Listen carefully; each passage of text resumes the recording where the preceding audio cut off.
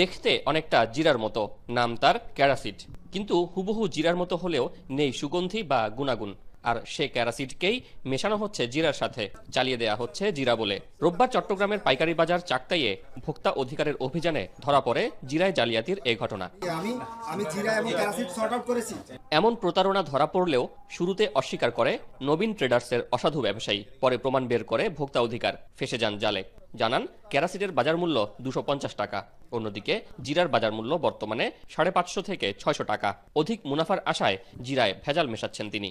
কেরোসিড আর Kimmel seed দুইটা item, দুটোটাই কিন্তু জিরা, কিন্তু একটা বুঝছেন ঔষধি কাজে ব্যবহৃত হয়, কিন্তু এটা এখন দেখা যাচ্ছে যে কি হ্যাঁ জনগণ মানে এটা খাওয়া দাওয়া মানে জিরা হিসাবে ইউজ করে। তো আমরা এই জিনিসটা কি একটু প্রসেসিং করে আমরা বিক্রি করতাম।